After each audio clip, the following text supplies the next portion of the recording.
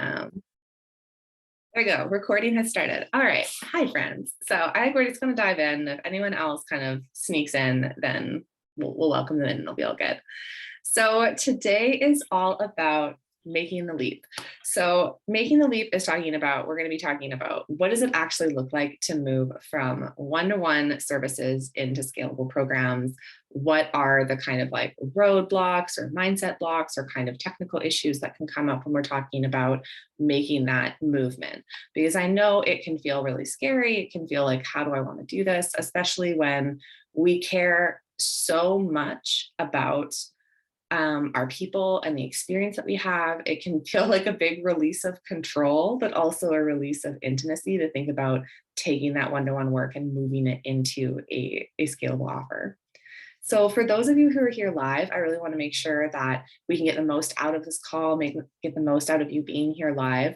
So I'd love to hear, you can just like pop into the comments kind of where you are in your journey of moving from one-to-one into scalable programs. Have you kind of dabbled with it and you're like, you maybe have a program or two? Have you not made that leap yet? And that's why you're here. Feel free to share kind of in the chat where you are in that journey. It would be really helpful for me so I can make sure to kind of tailor examples and things for you. And so while I'm waiting for you to do that, if you see me looking down, it's because I have my notes on my phone here.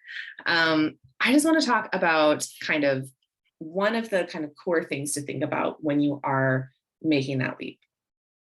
And that is tuning into your why, into why do you want to add in scalable programs into your offer ecosystem? Because sometimes it can feel like a default move of like, well, I've done the one-to-one thing. Everyone has a course. I guess I should have a course. Or everyone's running a mastermind, so I should have a mastermind. And when we make that move from a default place, what can end up happening is it makes every single decision that needs to happen along the way really freaking hard. And that's because we can kind of fall into the trap of feeling like there's one right way to do things. There's one right way to create a course. There's one right way to make this transition. There's one right way to launch or do these things. And my philosophy is that truly the only right way is the way that feels good for you and that works for your people. And anything is possible as long as we're intentional. And so when we tune into why we want to add in a course, it can really help give us an anchor point for making key decisions. So if we're like, the key reason I want to add in a course is because I want more time in my schedule. I have my whole schedule is filled with one-to-one clients. I need more time. I need something scalable. Then maybe using that why as kind of a lens of discernment, we don't want to design a program that adds a ton of live calls back into your calendar, for instance, like a group program or something that has like even if it's a self-study course, but maybe it has Q&A and office hours, and all of a sudden that nice open schedule that you dreamed of has been filled back up with live calls. Similarly, if you're thinking about, okay, my why is that I want to impact hundreds of thousands of people and I can't do that in a one-to-one capacity, then again, we're going to want to make sure that the course that you design or the program that you design can really hold that level of volume that you want to bring through it.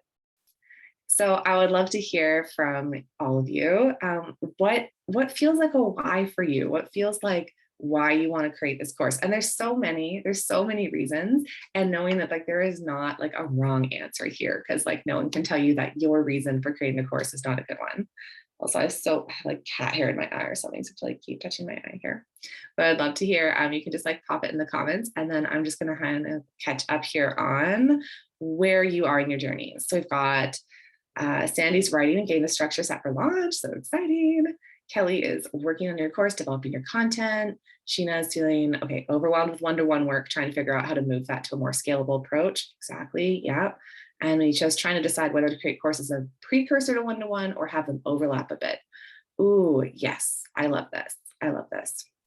So Manisha, your comment actually leads really, really nicely into the next point that I was going to talk about. So once we figure out kind of what we want our why to be, like what our motivator is kind of behind creating this program, this is where the next thing is to think about our offer ecosystem. How do we want our program to fit into our other offers?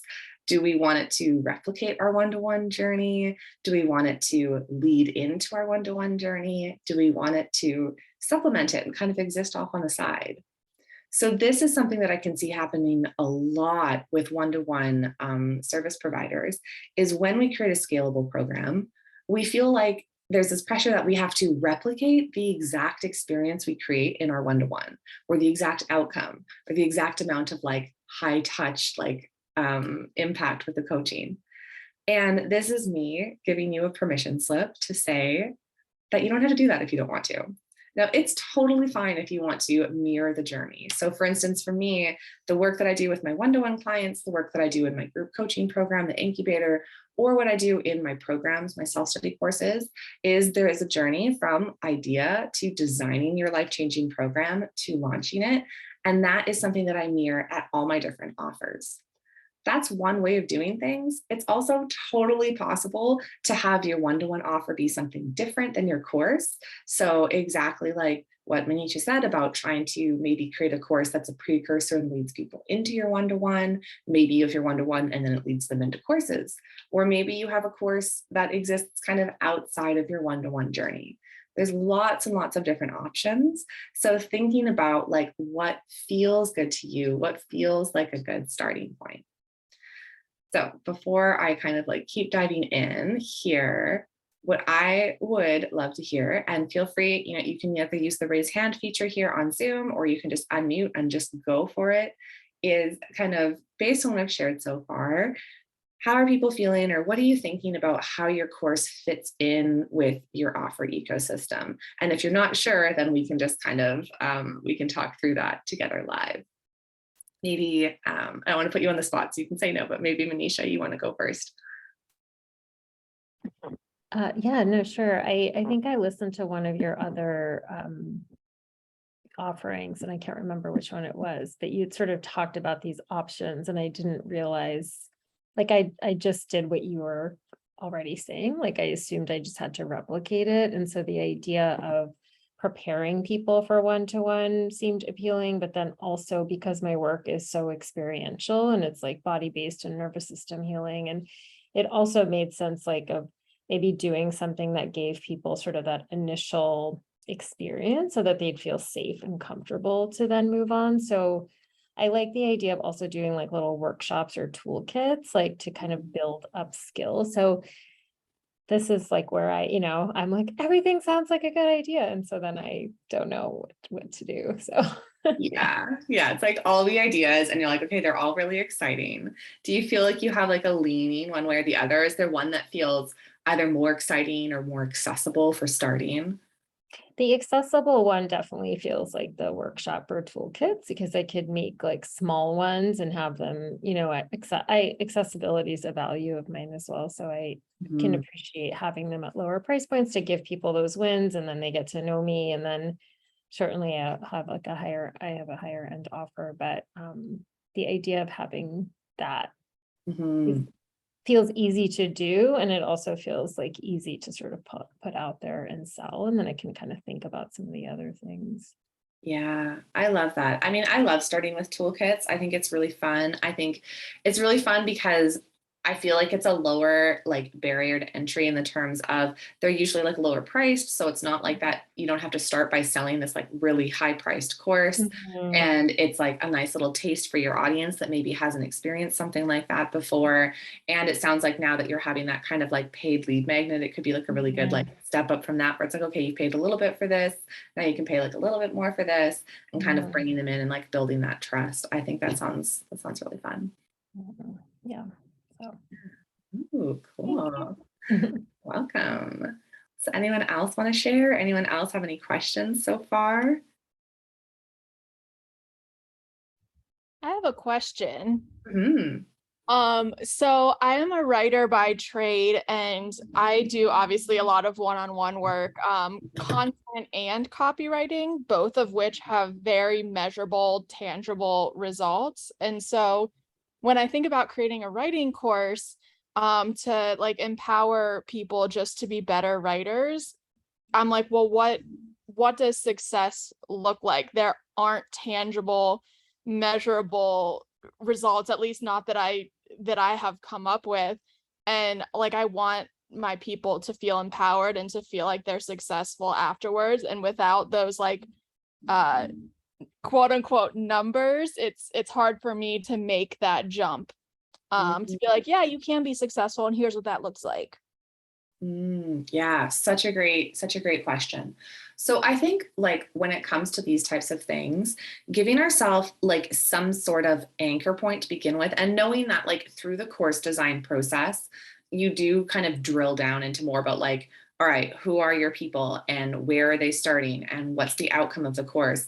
But in the beginning, when we're trying to kind of anchor on like, what the heck am I even creating? Like, what does this even look like? It can be really, really helpful to pick kind of one focal point. So for something like that with like a very technical skill, I would encourage you to think about either like a specific outcome. So we see this sometimes where it's like how to write a better sales page, how to write better emails, how to write better like nonprofit funding proposals, something like that, where it's like either a specific outcome, or if you're wanting to focus more on like skills that can be applied in a couple of different areas, this is where you can use kind of like, it's a learning design trick of asking yourself, how would I know they're a better writer? Like if you had to quantify it, like if you were like a researcher, like holding your clipboard and your magnifying glass and you're like, okay, I'm observing this writer out in the wild. How would I know they've gotten better? Like, what would I see? What would I be able to observe about them? Would it be like, oh, they're taking less time on a draft, or they're using less boring words, or they're able to capture their client's voice more specifically? Like, how would you kind of describe it? And kind of choosing one of those two focuses can be a helpful way to kind of ground in the vision. How does that land for you? Yeah, that actually makes a lot of sense. So I have thought about like specific things, like you said, like emails or sales pages, but what resonates a lot is the last thing you just said, is identifying like, how would I know they're a better writer? Because there are so many different ways to tell. That just has not popped into my head. So that's actually insanely helpful. Thank you. Yeah, you're so welcome. This is like a really, it's one of my favorite hacks to do is, and you can use it for like any course at like any point, is when you're trying to think about like either on a high level, like what is the outcome of my course? Or you can use this like on the modules, on the lessons, on like the weeks of a group program, is just asking yourself, how will I know they've improved? Or how will I know they can do the thing? And that's where you can just kind of try to force yourself to get really objective. Like if I was, watching through a video camera, if I was observing them, how would I kind of define things have gotten better? And so this can be just like a nice little like hack to keep in the back of your head. It really does help like anchor things in. Awesome. Thank you. You're so welcome. Sandy, I see you've unmuted. Question? I'm sitting here laughing because when my husband and I were in counseling, like marital counseling, our counselor was phenomenal. And she was just like, all right, guys, like the ultimate goal is to have like out of every 10 interactions, have 1 not positive and 9 positive. She goes, for you guys, I just need you to get 1 positive, just 1 positive, like that. And like, and then it would be like week after week, and we'd be like, nope, not this week. Nope, not this week. And she'd be like, it's okay, it's coming. And like the 1 week we were like, hey, guess what? We had 1 positive. And she's like, oh my God, like this is everything. And like, you wouldn't think of that being as like a measurable thing, but for her and in the process, it was. So I was just sitting here like dying laughing, thinking about all of our not standard measurable wins. Yeah. Oh, I love that example. That's such a powerful example, because I think sometimes we can like really get caught in the trap of like, I know I even ran into this in like early on in my business. Someone was like, well, you should measure how much your people's like course completion rates increase. Like that's like a measurable, like tangible outcome that people can get from like working with you. And I was like, well, I mean, I don't need to go on a rant here, but like completion rates are BS the way that we measure them. So I was like, I'm not going to do that. but then I can be like, oh, well, like if I can't say like a specific number, like that there, like that data of like the completion rate is this, or the amount of money you made in your launch is X, then it can feel like, well, how do we actually define what these outcomes are? But like you said, there's ways of looking at it where it's like, okay, is it like, 1 in 10 interactions, and then maybe it moves from 1 and moves to 5, or like, is it that there's like, the specific skill that they have where they used to constantly write in sentence fragments and now they don't, or whatever it is. Like if we look hard enough, there's a way of getting specific, and then we can challenge ourselves to like, can I get more specific? So I think that's a great example. Thanks for sharing. You're welcome. Okay. I did have I can throw my question out there. Yeah, let's go for it. And I know like we talked about it last time when I had to drop off and we got to talk, but for me, like my husband and I are doing a lot of like one-on-one, basically like life coaching with other couples, which is really cool because like I said, like we've been through the whole process, we've gotten our like certifications and stuff, and now we're helping other people. And it's that sticking point of just how do we make them feel comfortable, like, and knowing like, hey, you're not alone, but also like it'll be in my opinion, like a bigger wow to see not just like me and my husband doing these things, like have been through these things, but other people have been through these things too. Mm-hmm. Other than just going, hey, you're not alone, come on in. Yeah, for sure. So just make sure I understand like how to kind of communicate what's happening inside that group experience, or like the power that's happening. Yeah, so we have a good handful of like one-on-one couples, which is phenomenal. Mm-hmm. It's getting tiring, so I don't want more handfuls of one-on-one couples, but we still want to make sure like we can help more people, but also that like let them know that like, one, this is a safe space and you're not alone in whatever problem you're having. Yeah, absolutely. So I think my question for you would be like, especially because this is following a journey that like you and your husband have been on. If you think back to like where you were in the journey, like when you would have been ready for like a program like this, like what would you have needed to hear, have needed to see? Would you have been open to a group setting? Would you have maybe felt like, you know what, I think I want to start with like a self-study course on our own, or like thinking about kind of like what would you and your husband have been open to, and what would you have been looking for, do you think? Well, yes, that's phenomenal because I am thinking about it from where I am now versus where I was then. So yes. Mm-hmm. Yeah, absolutely. Self-studies and, just my mind is going so fast. Just the self-studies and the working together separately, if that makes sense. Like, here's the module, here's the thing, pop in when you want it, versus like, hey guys, we're all doing this. Yeah. I find that like with kind of like relationship programs, with financial programs, there's like a couple things where like we've been so socialized to have shame around them that it requires like a very intense comfortability with vulnerability, I guess you could say, to come into a group setting for that. And so like I could see maybe like eventually you having multiple offers that are scalable, and maybe like the group setting or like a weekend retreat or something like that is for people who are further along in their healing journey in their relationship. Because I think like you were saying, like for the people that you want to help, that maybe like they're struggling to even get that like 1 in 10 interaction, or like they're struggling, they're probably like I think that would be a nightmare to facilitate if you had like a room full of couples that are not getting along at all, and that are like extremely resistant to that process. I think maybe starting with something like self-study to like, so that they can experience your energy and like it can build that trust with you. And then maybe once you have some people through that, then you could float the idea and be like, how do you feel about all coming together for like a Q&A? Like we can keep cameras off and we can keep it all anonymous, or like, would you want to sit in group together? And that might be an interesting thing to also like kind of chat with your one-to-one couples too and be like, we're thinking about doing this or doing that. Like, what would be helpful for you, do you think? Love that. Yeah. Thank you. You're welcome. Things to sit with, right? It's all the fun things to play with. Yeah. Okay. I'm going to check my notes and see what else we have fun things to talk about today.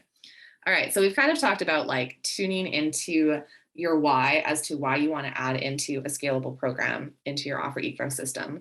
We've talked about the fact that it doesn't always have to replicate your one-to-one work exactly. Like you can start with a toolkit, you can start with skill building, you can start with a bunch of different things. There really are like, there's so many opportunities.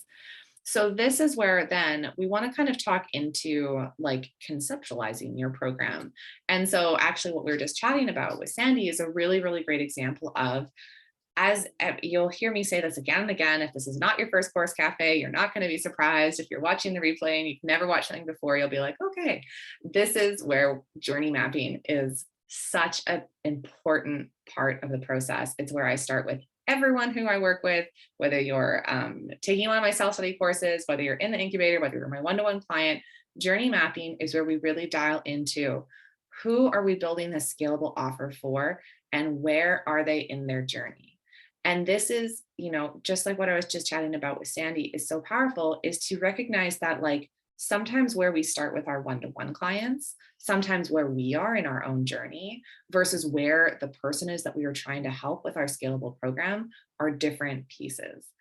And by getting really, really clear on who we want to help and where they are in their journey, this can further help solidify the idea of what we want this scalable offer to be. So kind of playing with that, like, okay, do I want my scalable offer to replicate my one-to-one services? If the answer is yes, then that makes journey mapping a little bit easier because you're like, okay, I know who I'm speaking to for my one-to-one. I know kind of where they are in their journey. I know like what their pain points are and what their desires are and like all that fun marketing stuff. So that kind of makes the translation of the program and the marketing a little easier. Now, if we're thinking like, okay, I actually want to create something that's going to lead into my one-to-one services, then it's almost like we have to like back up a few steps on the journey and be like, okay, well, like where are they when they'd be ready for this? Like, what are they feeling? What are they thinking? What skills do they have or not have? What kind of blocks are coming up for them that I'm trying to address? So wherever we're kind of dropping them on this journey, we really want to kind of dial into that because it's going to make the focus of the course, it's going to make the positioning of the course. And when you get there, it's going to make the design and the structuring of the course like so much easier. Like I cannot emphasize enough how important this step is. So before I have a few more kind of notes before I open this up into kind of like general Q&A. But I would just love to hear from those of you who are on the call, if there's any questions you have around kind of that, like who you're thinking this offer is going to be for and where they are in their journey that we can kind of help clarify for you today.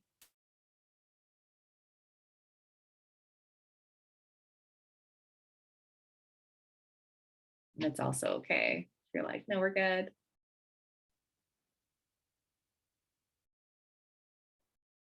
Emily, I just to kind of chime in like with what I said before, I think it makes more sense for me to do sort of like prep stuff. So I like the idea of just going back a few steps and figuring out like maybe like figuring out what are some like 3 skills that it would be great, or 3 awarenesses people would be ideal to have to get them ready and kind of build out like small toolkits or workshops or something.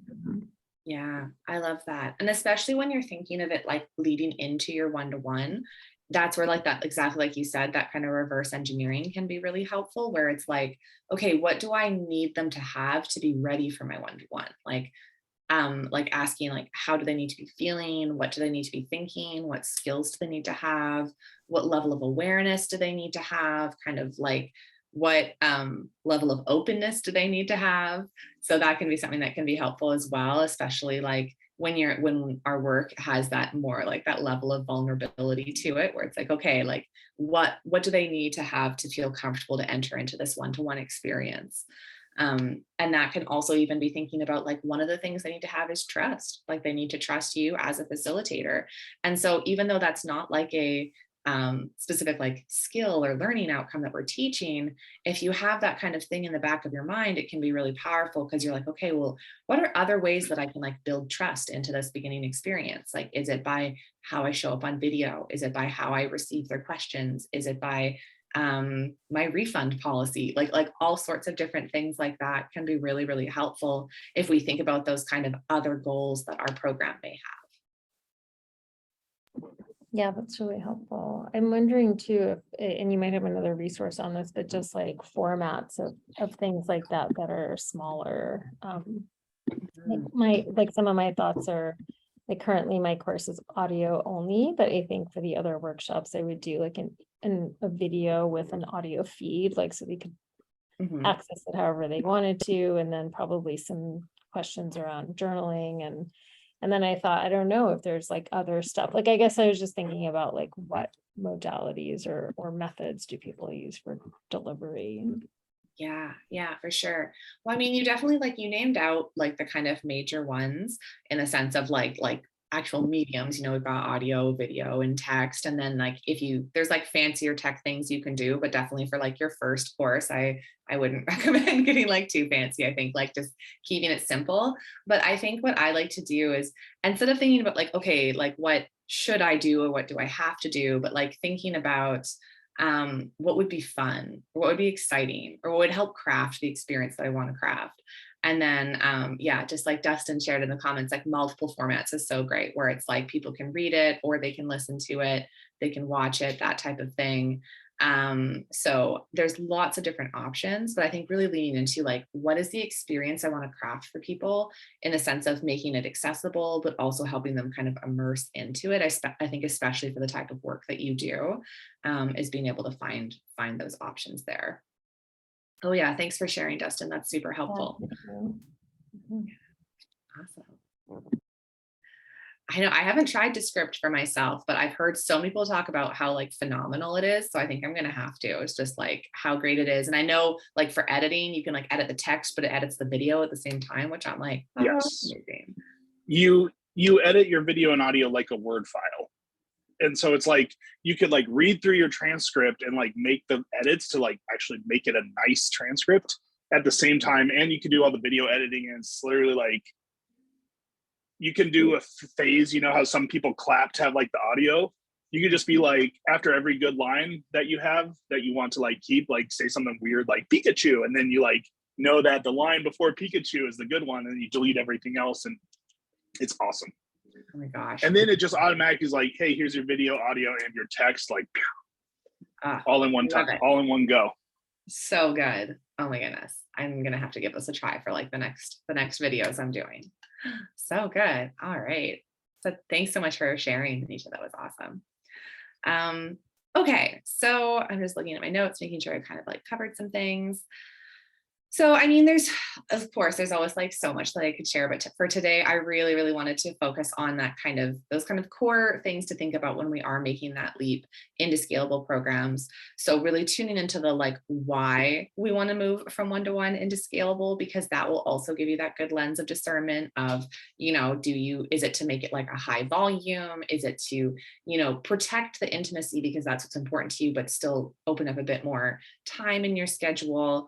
Is it to help more people? Is it to add in more revenue? All of these reasons are so, so great and so valid, but it can help you with making those decisions, especially if you're thinking about like, oh, I don't know, like, do I want to start with a group program? Do I want to start with a toolkit? Like, what options make sense for me? Coming into that why can really help give you some answers. Because if you're like, okay, well, I know that I want to go like high volume and high impact, then probably something that's more self-study with less live elements is going to be better for you, versus if you're like, I love the intimacy of my one-to-one work, but I want to make it a bit more scalable, then maybe considering starting with like a group coaching program or something like that can be really powerful. Then we kind of talked about like how to fit things into your offer ecosystem. So thinking about like, do you want it to replicate your one-to-one, lead into your one-to-one, like, run alongside it? Just knowing that there's so many options available for you, like really, really trusting like your gut as to like what feels fun and what feels good. And then the kind of final thing that we talked about today was anchoring into that learning journey about like, who is this scalable program for and where are they in your journey? So you can get really, really, really clear as to what they need to get out of your experience and where they are starting when they come into your experience, which will help you keep things really nice and focused. Like we talked about, making sure that you have those more tangible outcomes that you can describe. Now, for those of you who don't already have it, or for those of you catching the replay, I do have a free mini course that kind of walks you through getting started. It's called Begin, walks you through the kind of the program creation cycle, kind of common questions that come up, how to actually like take those first initial steps into bringing your program to life. So I'll be sure to include that in the email when I send out the replay, and I will drop it into the chat here as well. So if anyone doesn't have it already, you can grab it. It's totally free. And the bonus of signing up for that is you can see how I have my courses set up in my platform, because it's always fun to snoop other people's tech, I think, to see like what they have going on. So now we really can open it up. We've got lots of time left. So like any and all questions are welcome. It doesn't have to be specifically about like making the leap. It can be anything to do with your courses, your programs, with launching.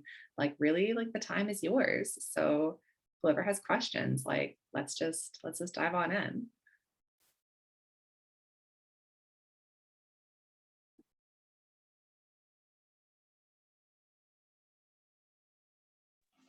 Nothing particular is coming to mind. I was like, oh, she's got a course call, so I want to make sure I'm in it. I'm day 2 of the start of our semester, so I've been very like semester university focused. But yeah, still got to try to like have some opportunities coming up. And I know that like we've chatted about, like you're like one lead magnet, Dustin, like lean in and actually start posting it. And so I need to do more. I haven't, but I'm trying to give myself grace with like new baby, start of the semester, and start of a project that picked back up that was supposed to occur like 3 months ago, trying to fit back in. So trying to just keep things and ideas on my radar. But I'm kind of getting to the point where I'm like, wow, I have so many things. Where do I start? What do you think? Yeah.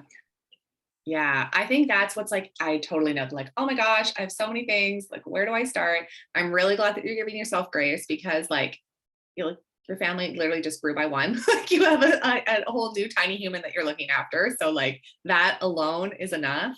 And then on top of that, like starting the semester, and then I know like that other project that's been drawing a lot of your energy, you've got a lot going on. So I think that's where like, when it's like, okay, where do I start? This is where there's like a couple different entry points I like to use for decision making. Like one, I like to go like, okay, what have people been asking for? Like if anyone's mentioned anything, whether it's like my own audience or I've seen other people's audiences, or like there's something that I'm like, oh, clearly this is a need for this. I find that really motivating, because I'm like, people need this. I should create it. Let me help you. But if you're like feeling like you haven't been hearing those conversations and you're not really sure, that's where I think it's like more important to go with like what feels fun. Because like if it doesn't feel fun, like we're not going to want to do it. And like, what's the point of doing things that don't feel fun? And like knowing that like there's always opportunities to like tweak and pivot and shift. And like, it's not like you're going to create this lead magnet and put it out there and you're not allowed to touch it or change it or do anything to it. But I think just like putting something out there, because like your brain is so brilliant, like there's so much you can do to help people, that it's like just get something out there, and anything start a conversation. Okay. And that's kind of, I think, where I'm at. Like I've been so quiet, like social and everything, that it's like I haven't been as part of like the conversations as I would normally, because I just gave myself grace to like step back and engage when I can. So starting with something fun, just putting it out there. Okay. Yeah. I think fun is key here. Just put it out there. You can kind of see what sort of like comments. And then even what you could do too is like, because I know there's like a lot of like moving pieces for like creating a lead magnet, is you could like see if there's like a piece of it that you could like do like a reel on, or do like a post on, or do an email on, and then see kind of like what sort of questions or comments or responses you get. Because like, and like, first of all, if you don't get any responses, don't take that to like heart, because there's so many lurkers out there in the world that are like, I've had people that have secretly been consuming my content for years, and then like they pop out of nowhere and they're like, I've read everything you've ever written. And I'm like, why didn't you comment just once? Like, I need response. So like not getting like too hurt if no one responds, but also knowing that like maybe it's a good way just to see if you do get a spark anything from someone. I can do that. Good. Amazing. Thank you. You're welcome. All right. Who else has questions? Anything else we'd like to chat about? Anything else coming up for you in your program creation journeys?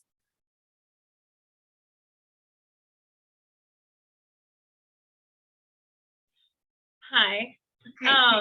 I know you talked, I came in as you were talking about the tech side of things. And I know you had mentioned you have your stuff on Thrivecart and like Thrive Learning, Thrive Plus.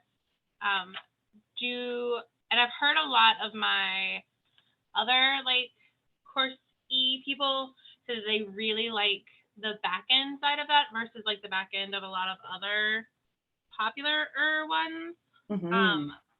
What is it? Is it navigatable? Is it a good place for beginners, beginners learning things, even if it's not a course? Or yeah, I mean, I love Thrivecart for multiple reasons. So like, I'll just kind of like explain a little bit about how it works. So Thrivecart existed as like a cart software for years before they released the kind of course side to their business. And so the way the cart software is set up is it's not necessarily meant for like only selling courses. Like I know people who sell like one-to-one services, you can do lead magnets, you can do PDF delivery, like you really can do like anything that you need a shopping cart for like the more funnel style of a cart. So it's not like a shopping cart like you'd see like IKEA where it's like add and you have like 15 things in your cart. It's more like you buy one thing and then you can add on like an order bump or like, you know, if you want to have like a more fancy funnel. So it's kind of set up where you can sell like whatever you want with it, like workshops or anything. Because once they've gone through the transaction, you kind of control what your user sees. So they can either land on like a thank you page, they can either spit out into the course platform, they can just land on like an invoice, like, thanks, this is what you paid. So there's a lot of customization there. And then on top of that, then they created Learn Plus, which is their learning platform or their LMS, like their learning management system. And so now the two kind of parts of their business speak to each other. So they can go through the cart checkout and then it spits them into the back end, like into the course. And what I love about their course platform, and I've seen behind the scenes of pretty much all of them just through my client work. And I've tried a few myself. I started on Thinkific and then I moved to self-hosted WordPress, which was a nightmare. And Learn Plus to me is the best that I have tried for a few reasons. One, it has a very beautiful interface. So I find like the user experience is really, really nice. As like the person setting it up, like as the admin, it's super straightforward. Like it's like where you expect to click, you click and it works. And you have a ton of visual control, which was really, really important to me. I was like, I like things to be beautiful. I like to have control over the aesthetic. I really want to make sure that I can like make this experience look the way that I want to. And what I love is it actually like each lesson is like almost like a web page. Like instead of like other course platforms where it's like you get a video and like maybe some text, they're like you can have text and then a video and then another video and then text and then a button. So you can really create the experience to be you have a lot more control over it. But if you're like, I just want it to just look like a video or like an audio download, you can do that too. So I find it very user friendly. Awesome. I love all of that. Yeah. Oh, thanks for the reminder, Dustin. I do have that affiliate link. If you're thinking of signing up, I have an affiliate link and I can. You got it. I got it. I got approved. I'm so excited. I had to remind them because I was like, hey, I've been waiting for like months and months and months. And like, I like literally tell everyone I know about this and it's like so amazing. And I think everyone should get it. So thank you. I did have a question to kind of tail off on that. And I can't remember whether you responded or not. How do you host your videos? Because when I was looking at it, they said that they don't do video hosting.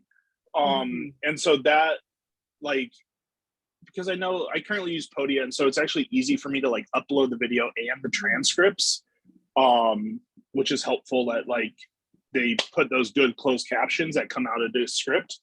But so I'm worried that I'm going to have to like buy and pay for another video hosting service. And I don't like the idea of YouTube unlisted, because like then they have the link. So like they can probably overthinking that. But I was going to like completely like, now that Podia has the free plan and they allow you the website, I was just going to reduce my Podias down to the website to keep the website and then switch over to ThriveCart. But they don't allow the custom domain on the free plan. So I was like, so I'm still kind of in this like, but as you know, like for me, learning experience is like what I'm about. And so I don't like the learning experience that Podia delivers because it's just so limited. Yeah. I feel like Learn Plus would fit more with like the brand I'm going for. Like you go into Dustin's thing like, oh, this is different. Yeah. So you do have to have a separate video host for Learn Plus. They don't host your videos. So I use Vimeo, and I think it's like $8 or $9 a month, I want to say.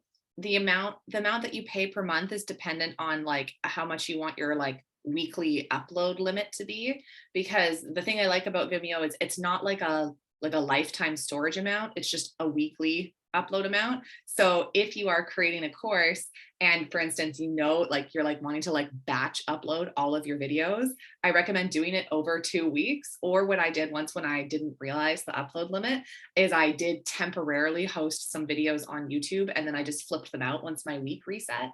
But like I love Vimeo. It's super great. You also have a lot of control over like what controls show up. Like you can, because the default sets it where you can actually share a Vimeo link off of the thing. And I was like, oh no, I don't want that. So you can take that off.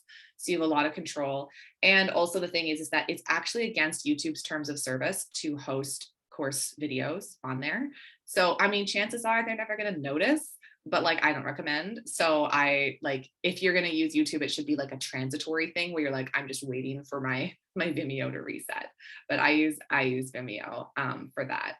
And then kind of to your purpose about, or to your point about like wanting to be able to have the option of doing like lots of different things within your course platform, Learn Plus also lets you embed like with like HTML and stuff like that. So if you do have one of those kind of like fancier things, like your clickable infographics, or like you do want to do like the more like authored e-learning, there is always that option.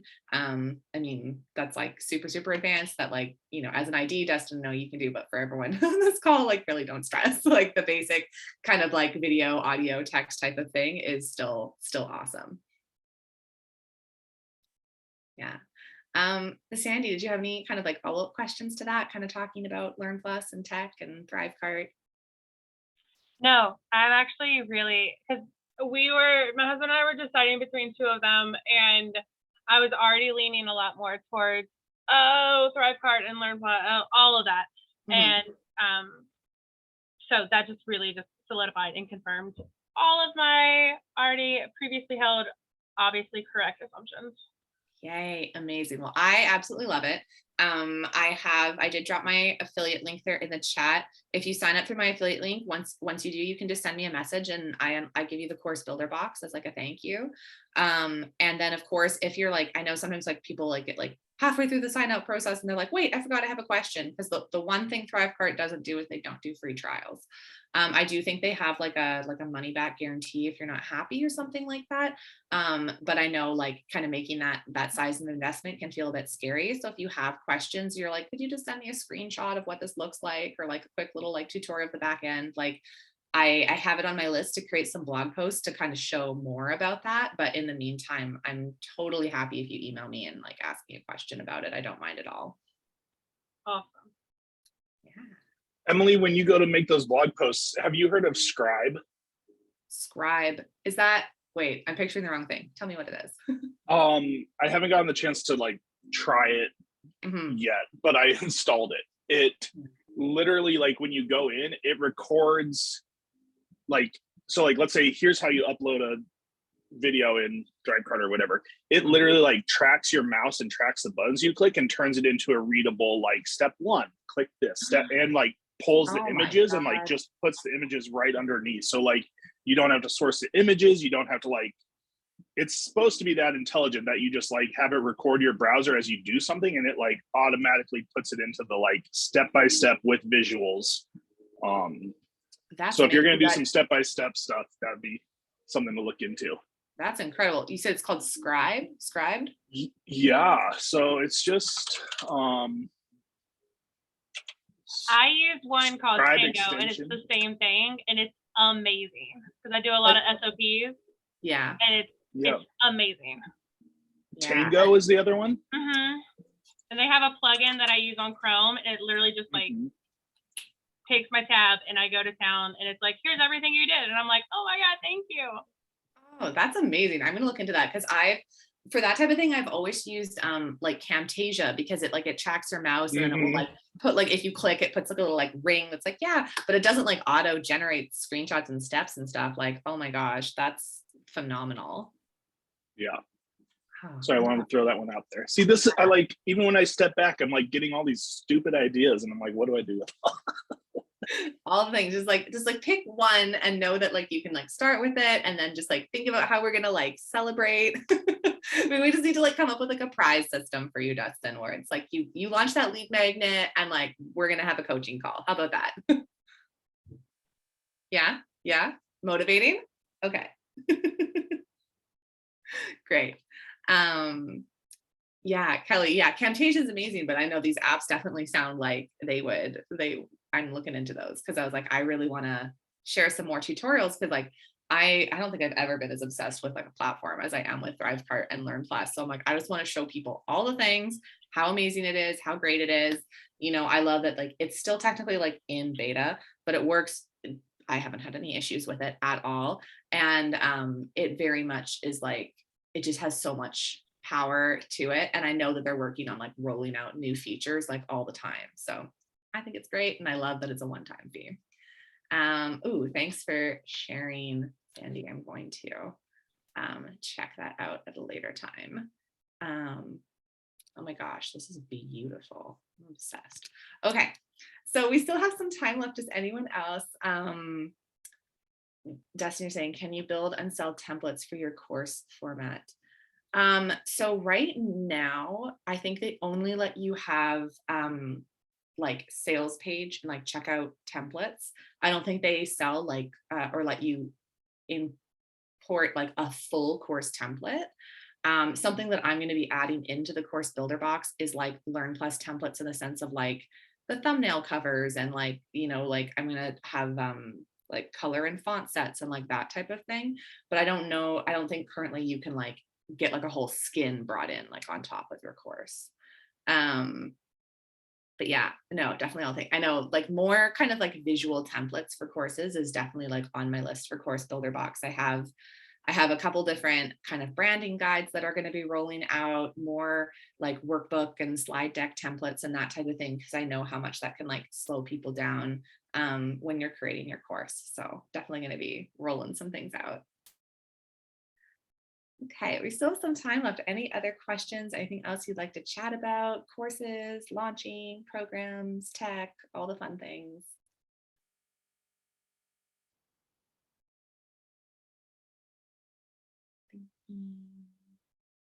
Emily, do you have any thoughts about, I'm sure you do have lots of thoughts about this, but if you'd share anything about like, right, just like timeframes of like launching and yeah, I know there's different ways to do it, like just having something evergreen or doing it in like a few times a year, or like if for me, if I'm doing like a workshop toolkit thing, like I feel like it's something that I would just put on rotation and do posts about and stuff. But yeah, just like any thoughts on how to share it and sell it. And yeah, for sure. So I think like definitely like when you're creating it for like the first time, having some sort of like launch or celebration, and if it's going to be like an offer that's available all the time, which I think especially for like smaller toolkits, like I don't see any reason why they shouldn't be evergreen. Like I'm like, that's what I did with all my smaller courses. I was like, I made it, it's here, you can grab it whenever you want. But having some sort of like time limited offer or something for that first launch, like whether it's like, you know, this is like early bird pricing or like a special bonus or like something to kind of incentivize people to buy in that launch window. You know, sometimes just like, you know, first sale ever launch pricing can like be really, really helpful to start with. And then from there, like exactly like you said, like I think for the smaller toolkits, I like to just build them kind of into my content cycle where I'm like, I'm going to do like a dedicated content series where everything kind of like leads towards this toolkit. And of course, that kind of also depends on like the price point of it. So for everything that's like less than like $100, I find that you don't really need to do like a ton of promo around. It can just kind of almost sit in the role of a lead magnet where you're like writing a blog post, like, by the way, I have this thing. Once you get on the other side of that kind of $100 mark, that's where you might need to do like a few emails, just being like, by the way, have I told you about this thing? And like, I have this or whatever. And like, maybe if there's like a time of year that feels like it aligns with it, or if you have like a plan of, like you said, it leading into your one-to-one, and you're like, okay, well, I want my one-to-one to open, like to be full by this date. You can almost back up and use it as like a launch tool. So it's like stacking the launches. Yeah. So really, I think you have just like a ton of options, and it's kind of like thinking about what feels good for like the flow of like content and launching and like your energy in your business as well. Okay, awesome. Thank you. Great question.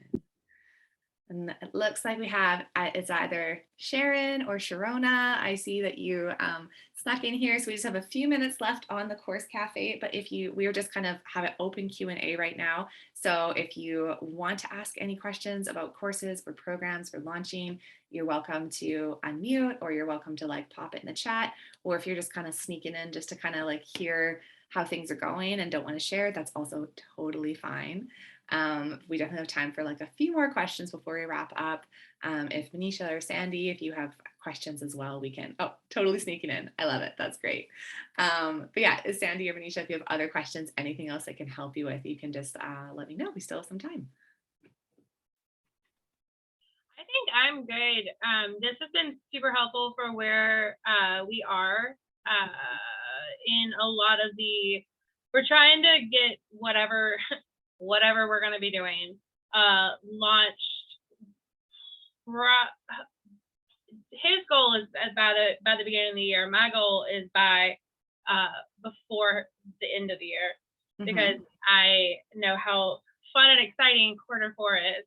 So I want to get as much in as possible before the January drop off.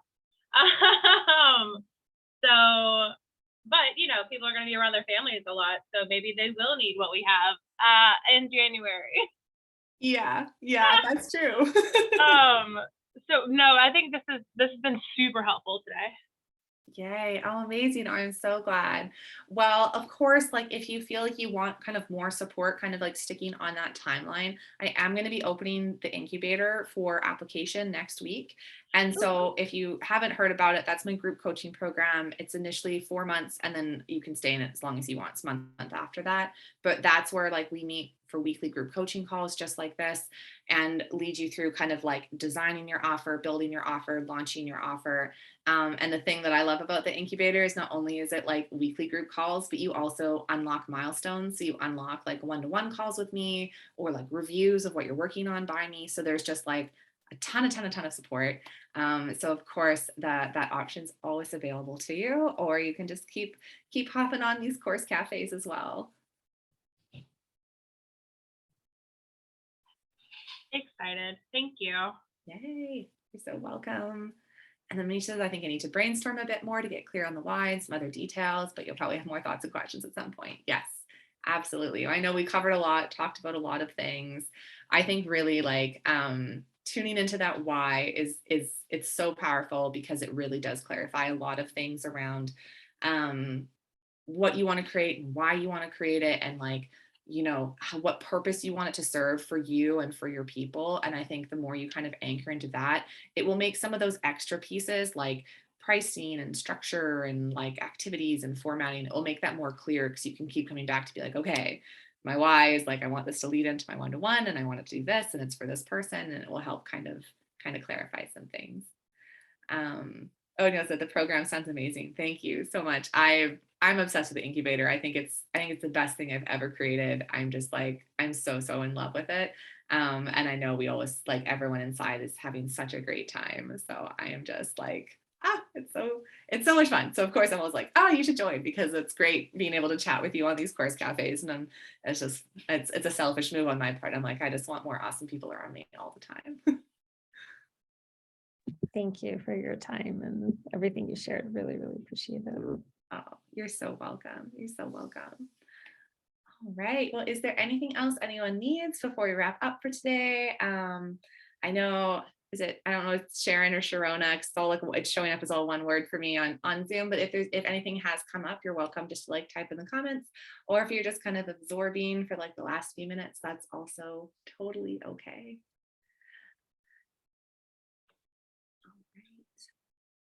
And for those of you catching the replay, I'm just like so grateful for you watching all the way through to the end. And as always, I host these once a month, so they're free. You can join, or if you can't make it live, you're always welcome to send in questions ahead of time, and I can answer them on the recording.